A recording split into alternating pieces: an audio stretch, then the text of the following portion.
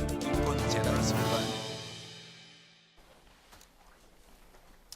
네, 이번 시간은 뉴스앤파워 인터뷰 코너입니다. 지난주 막을 내린 나토 정상회의가 신냉전 시대의 시작이 될 거란 평가가 나오면서 국제정세 불안전성이 커지고 있습니다.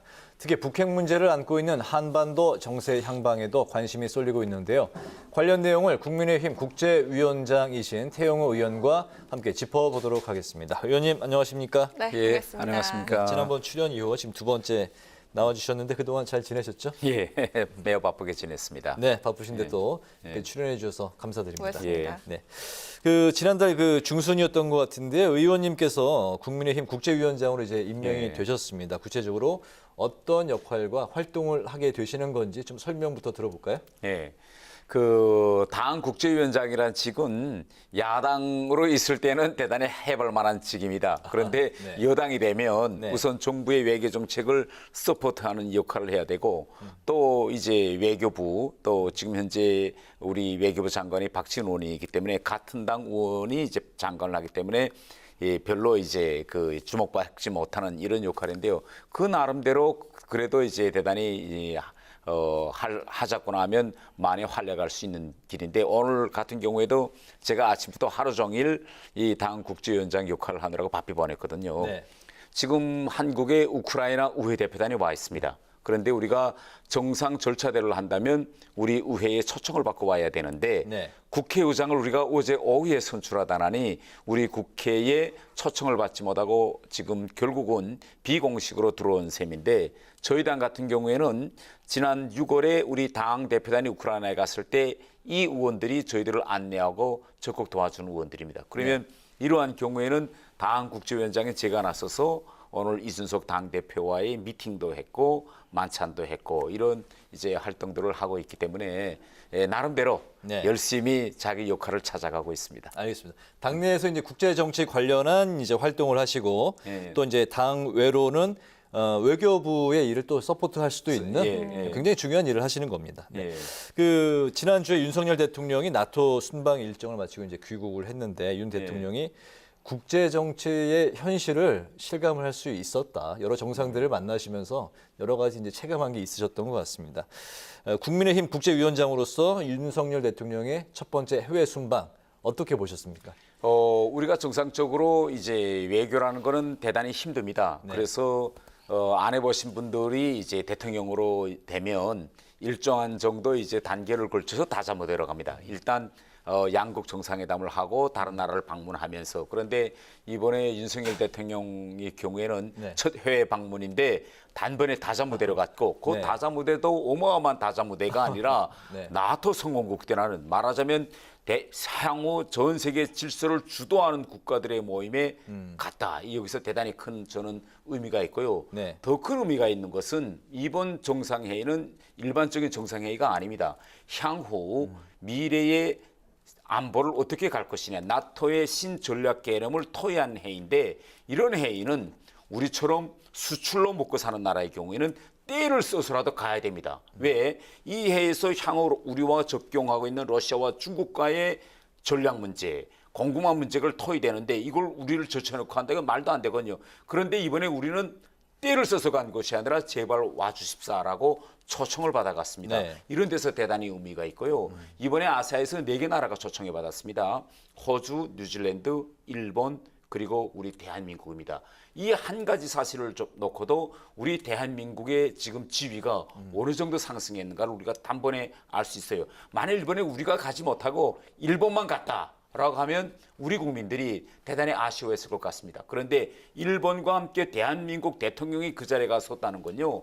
이거는 솔직히 이야기하면 지금 일본과 우리 이전 식민지와 전주국 사이에서 우리 대한민국처럼 식민지 국가가 이제는 일본을 초월해서 나가고 있는 이런 전례는요. 세상에 미국이 영국의 식민지였다가 지금 초월했죠. 우리 대한민국이 지금 일본을 초월해서 나가고 있는 겁니다. 그래서 이런 의미에서 저는 대단히 의미 있고 중요한 해였다. 저는 이렇게 평가하고 있습니다. 그렇군요. 네, 이렇게 네. 말씀을 하신 대로 큰 의미가 있는 것 같습니다. 하지만 또 우려도 나오고 있는데요. 네. 그 나토 정상회의는 중국이라는 국가를 안보 위협으로 규정을 하고 있잖아요. 그래서 또 중국은 우리나라와 또 일본의 그 나토 참여에 대해서 크게 반발을 하고 있습니다. 경제 문제뿐 아니라 북핵 문제를 해결할 그 중요한 지렛대 하나를 잃을 수 있다. 이런 평가가 나오고 있는데 앞으로 한중 문제 어떻게 좀 풀어나가야 할까요?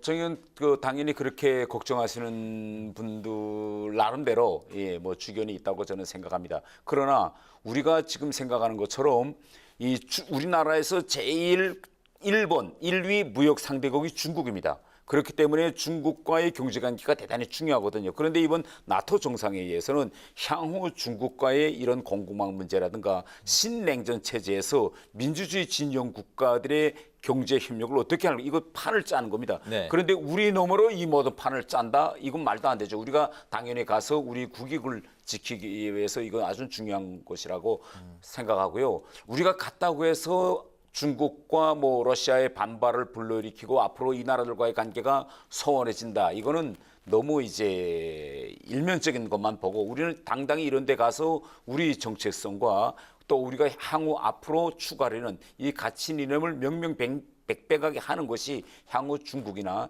러시아와의 관계도 우리가 우리 주도대로 이끌어 나가는 데 유리하다. 저는 이렇게 판단하고 있습니다. 알겠습니다. 이번에 이제 그 국내 정치를 한번 돌아와 보겠습니다. 네.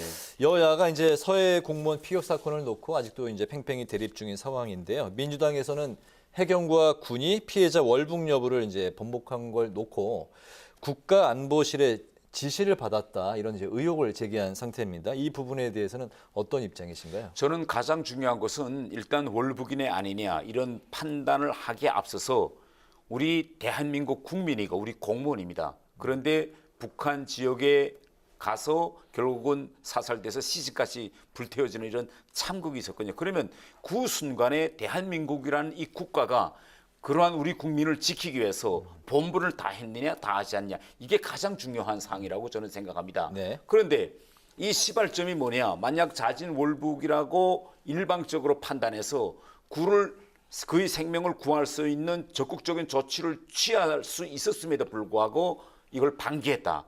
이거는 국가로서 또 행정권을 쥔 권력으로서는 절대 하면 안 되는 이런 일인 것입니다. 그렇기 때문에 어떤 근거로 자진몰북이라고 판단했는지 이 점이 중요하고 또 그 분이 북한 해역에서 발견된 순간부터 마지막에 북한에 의해서 피격되는 그 순간까지 결국은 청와대와 우리 대한민국이라는 국가가 한 생명을 살리기 위해서 최선을 다했느냐 아니면 방치했느냐. 저는 이 문제가 핵심 사항이라고 저는 생각합니다. 네. 네, 또 더불어서 2019년에 그 탈북 어민 사건도 또 주목을 받고 있는데요. 의원께서는 그 당시 북측의 요구가 있기도 전에 문재인 정부가 먼저 그 귀순 어부들을 송환하겠다는 의사를 전했다. 이런 내용들을 최근에 밝히셨잖아요. 민주당은 해당 어부들이 그 동료 16명을 살해한 흉악범이었다. 이런 주장인데 정확히 이게 어떤 내용인지 좀 알려주시죠. 쉽게 이야기하면 이것은 이제 헌법과 민주주의 인권이 파괴됐느냐 안 됐느냐 이런 사항입니다. 우리 대한민국은 자유민주주의 체제이기 때문에 삼권이 분리되어 있어요. 네. 왜 삼권을 분리시켜 놓았느냐. 국가를 운영함에 있어서 법원이 해야 할 판단과 행정권이 해야 할 판단 또 입법기관이 해야 할 일을 갈라놓고 있거든요. 물론 이 시스템이 가장 완벽하고 퍼펙트하다고는 말할 수 없지만 인류가 지금까지 만들어보고 적용해본 시스템 중에서 가장 훌륭한 시스템입니다. 그런데 이 사건의 핵심 사항은 우선 1차적으로 이러한 상권 분립 체계에 맞게 법원이 판단해야 될 일을 국가안보실이 판단하고 이렇게 대단히 이제 위헌과 위법 소지가 있고요. 지금 민주당이 주장하는 거는 이겁니다. 국민들이 그러면 16명을 죽인 흉악범인데 국민들의 정서에 맞지 않는데 이걸 받아들여야 되느냐라고 하고 있는데 우리 형법에 의하면요. 흉악범이냐 아니냐. 이 국민 정서에 따라서 판단하는 것이 아니라 이것은 바로 법원이 판단할 일입니다. 그렇기 때문에 이 문제는 삼권 분립을 해놓은 우리 민주주의 질서, 그다음에 이런 문제가 발생했을 때 정상적인 행정 절차 과정을 걸쳤는지 헌법과 구체적인 형사소송법과 같은 구체적인 법을 위반했는지 안 했는지 이 문제가 가장 중요한 핵심 사항이라고 저는 생각합니다. 일단은 체류를 시켜서 법원의 판단을 지켜봤어야 됐다. 그렇죠. 뭐 그런 말씀이시군요. 알겠습니다.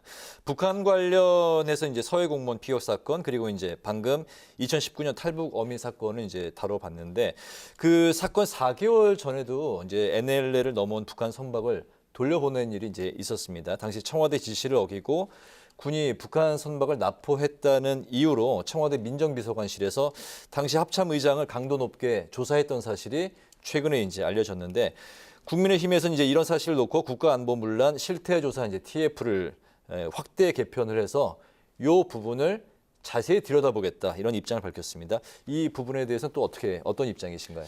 우리가 결국은 지금 국민들이 제일 분개하는 것이 이제 국정농단 뭐 이런 사건이 아닙니까? 네. 말하자면 법에 따라서 행정권이 움직이지 않고 권력이 마음대로 움직였을 때 이제 국정농단이라고 하는데 이번 이제 NLL 넘어온 북한 선반을 어떻게 할 것이냐. 이것은 우리 군의 명백한 규정이 다 되어 있고 매뉴얼이 되어 있습니다. 그에 의하면 대공 영유점이 있었는지 없었는지를 여러 번 조사해야 되기 때문에 일단 납포해서 조사를 해봐야 돼요. 네. 그런데 조사도 해보지 않고 무조건 북한으로 돌려보내야 한다. 이런 지시를 떨궜다는 건요. 이미 기존에 있던 그런 규정과 매뉴얼에도 맞지 않는 상식에도 맞지 않는 지시입니다. 그렇기 때문에 저는 만약 그런 필요성이 정무적으로 있었다. 필요했다라고 대통령이 생각했다면 그러면 군의 그런 내규와 매뉴얼 자체를 바꿨어야죠. 그건 그대로 두고 합참의장이 그렇게 했다고 해서 불러다가 또 그것도 청와대 행정관이 그렇게 했다는군요. 이거는 완전히 월권 행위뿐만 아니라 저는 직권 남용이라고 생각합니다. 행정권을 가진 사람들이 이렇게 직권 남용을 하기 시작하고 그것을 입법기관이나 또 법원이 견제하지 못한다면 그 피해는 고스란히 국민들한테 옵니다. 그래서 항상 우리는 상권불림에 기초해서 행정권을 견제하거든요. 그렇다면 이제 뭐 2019년 탈북 어민 사건 바로 이제 귀순 어부들을 이제 송환을 한 일 그리고 이제 그 4개월 전에 북한 선박을 돌려보낸 일은 당시 정권이 북한과 관계를 이제 고려해서 비인도적인 조치였다고 생각을 하시는 겁니까? 당연히 이제 비인도적인 그런 조치였다고 생각합니다. 우리 대한민국 법률 또 전 세계 어느 국가도 자기 국민이 흉악범죄를 저질렀다고 해서 영역 밖으로 추방할 수 있는 법을 가지고 있는 나라는 이 세상에 하나도 없습니다. 그런데 우리 북한 주민이 우리 통치 영역으로 들어와서 기순 의사를 밝히는 순간부터 그는 대한민국 국민과 꼭 같은 법적 대우를 받아야 되는데 그런 헌법적 요구를 무시하고 우리 영역 밖으로 추방했죠.